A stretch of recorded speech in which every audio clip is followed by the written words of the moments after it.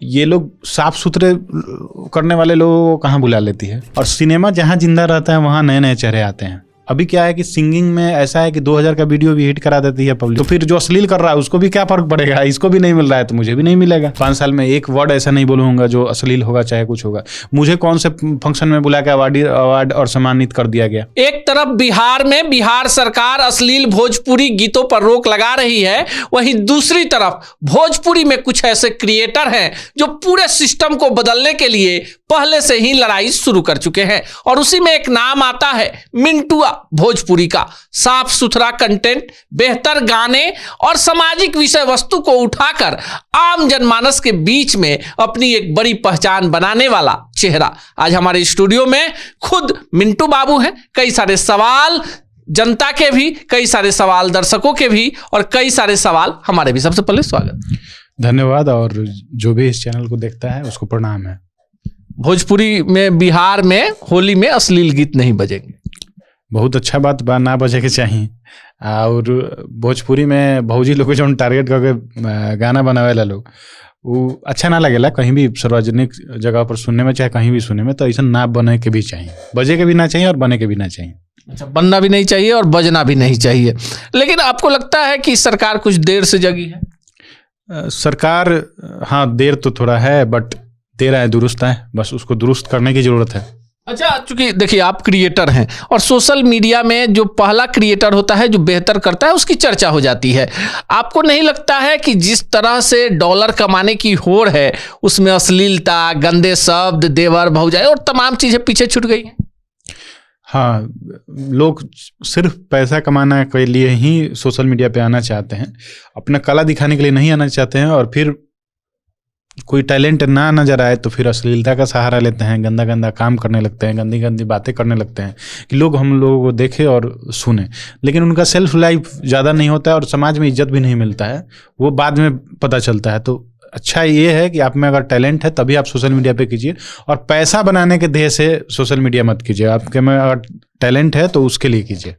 घर के पारिवारिक विषय वस्तु, पति पत्नी, माँ को आपने एक बड़ा सब्जेक्ट बना दिया और घर घर में आप घुस गए इसलिए कि आपके साफ सुथरे कंटेंट और रोज रोज की वही कहानी कैसे दिमाग में आ गया? कौन से? मैं दिल्ली में थिएटर करता था और एक्टिंग सीखता था, तो फिर मैं घर पे आया था लॉकडाउन के दौरान। तो मेरी माँ भी ऐसे सिंगर हैं, मतलब कभी कभार गाती हैं इस टाइप से, और सीखी हुई हैं संगीत भी। तो माँ के साथ एक वीडियो बनाया और वो वीडियो वायरल हो गया।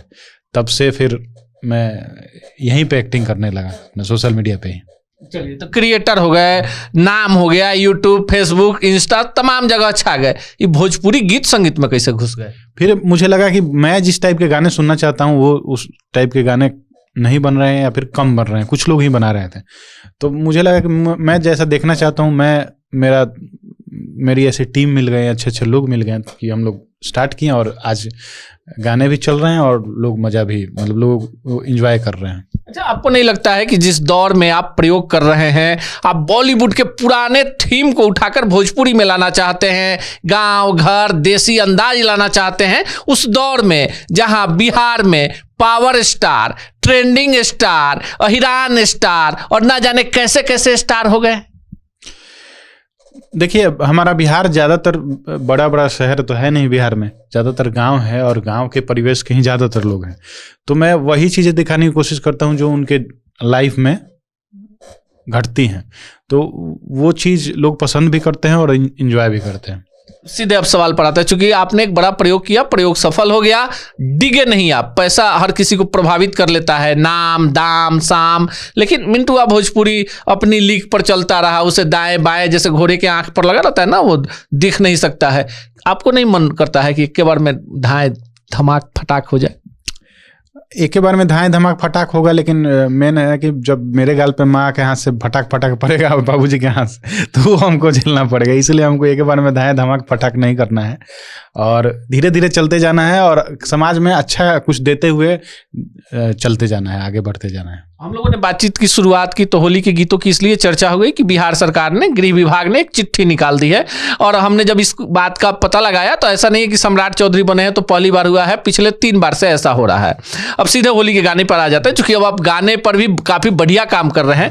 होली श्रृंगार का पक्ष है, यहाँ गुड्डू रंगीला की बात होती है, राधे श्याम रसिया की बात होती है, बच जाता है तो खेसारी पवन और तमाम गायक आ जाते हैं। आपको नहीं लगता ये लोग को भी थोड़ा सा बाबा हरिहर नाथ और वीर कुंवर सिंह वाली गीतों को बढ़ाना चाहिए? ये लोग गाते भी हैं और बढ़ना तो चाहिए ही और गाना ही चाहिए, बट जनता का सबसे बड़ा रिस्पॉन्सिबिलिटी होता है कि अच्छे जब गाने ये लोग गाएं तो इसका समर्थन करें, क्योंकि तब जब अच्छे गानों का आप लोग समर्थन करेंगे इनके और तब ये अश्लील गाना गाएंगे तब सब, मैं भी विरोध करूंगा, सभी लोग विरोध करेंगे। लेकिन प्रॉब्लम क्या है कि आप लोग ही सिर्फ अश्लील गाना सुनना चाहते हैं होली में, ज़्यादातर लोग, सभी लोग नहीं।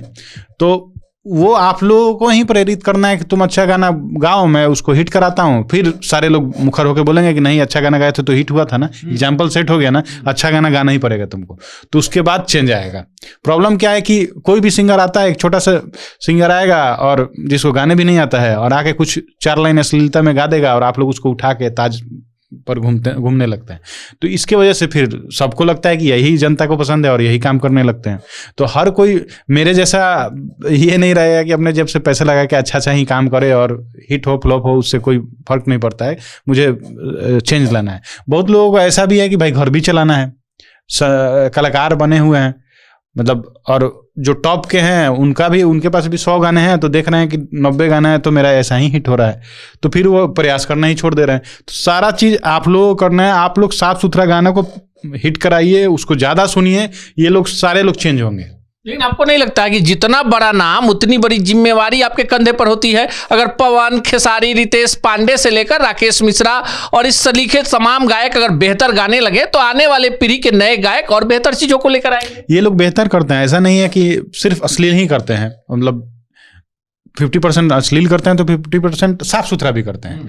बट साफ सुथरे गाने को चलाने का जिम्मा हम लोगों को उठाना पड़ेगा। जब जैसे मुझे कोई पसंद आता है कि नहीं गा, खेसारी लाल यादव जी चाहे पवन सिंह चाहे किसी का भी गाना अगर अच्छा लगा, साफ सुथरा लगा, तो मैं जाके कमेंट कर देता हूँ कि वाह बहुत अच्छा किए हैं आप, बिहार का नाम रोशन। मैं अच्छे चीज़ों को ही ज़्यादा सर्च करके और उसको प्रमोट करता हूँ, उसको मैं भी रील बना दूंगा कि चलो ये अच्छा जाए, हिट हो, बिहार का नाम हो, चीज़ें बदले। तो अच्छे चीज़ों को समर्थन करने के लिए जब ऐसा माहौल बन गया है तो हम लोगों को ही सामने आना पड़ेगा, हम लोगों को अच्छा चीज़ के बारे में चर्चा करना पड़ेगा, हम लोगों को ही अच्छा चीज़ बजाना पड़ेगा। हम लोगों के हाथ में है कि क्या बजाना है क्या नहीं है। हम लोग खुद अश्लील बजाते हैं तो वो दूसरा सिंगर कोई देखता है, चाहे बड़ा ही सिंगर देख रहा है कि अरे अश्लील गाना ही चल रहा है तो वही गाने लगता है। तो हम लोग को जिम्मा उठाना पड़ेगा कि साफ सुथरे चीजों को ही सपोर्ट करें और प्रमोट करें।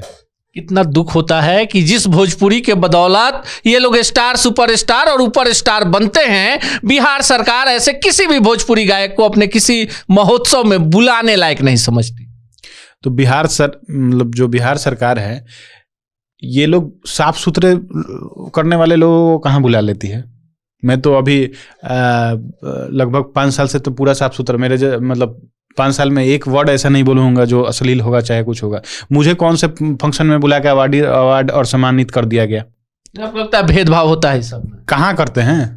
एग्जाम्पल तो सेट करना है ना। दर्द है कि बेहतर कर रहे हैं तो सम्मान होना चाहिए, तो आप करते कहाँ हैं? प्रॉब्लम यह है कि आप तो साफ सुथरे वाले को भी तो नहीं कर रहे हैं। तो एग्जाम्पल आप मतलब सभी को सेट करना पड़ेगा ना कि हाँ, जो साफ सुथरा करके अपना नाम बनाया, लाखों करोड़ों लोग जिसको पसंद कर रहे हैं, आपने कितना सम्मान दिया? कुछ नहीं दिया। तो फिर जो अश्लील कर रहा है उसको भी क्या फर्क पड़ेगा? इसको भी नहीं मिल रहा है तो मुझे भी नहीं मिलेगा। लेकिन आप मानते हैं कि रावण और कंस में तुलना होनी चाहिए या बेहतर चीजों में तुलना? हाँ, बेहतर चीजों को प्रमोट करने का सभी को जरूरत है, चाहे सरकार हो, चाहे अब सरकार जो भी बेहतर समाज के लिए कर रहा है कला संस्कृति में, उसको अवार्ड दे दे। साफ सुथरा कर रहा है उसको अवार्ड दे दे, तो फिर एग्जाम्पल सेट होगा ना कि दूसरे लोग भी नहीं करेंगे। अरे देखो वो अच्छा करके उनको अवार्ड मिल गया, सम्मान मिल गया, मुख्यमंत्री से सम्मान मिल गया, चाहे कुछ मिल गया, तो हम लोग भी वैसा करें। आपने एक बड़ा सवाल उठा दिया अवार्ड का, लेकिन आपको जानकर ताज्जुब होगा कि आपकी भोजपुरी इंडस्ट्री से किसी को भी आज तक पद्मश्री तक नहीं मिला। तो ये इंडस्ट्री से तो मिला ही है ना, शारदा सिन्हा जी को शारदा सिन्हा को मिला तो शारदा सिन्हा ने बिहार के लोकगीतों को प्रमोट किया।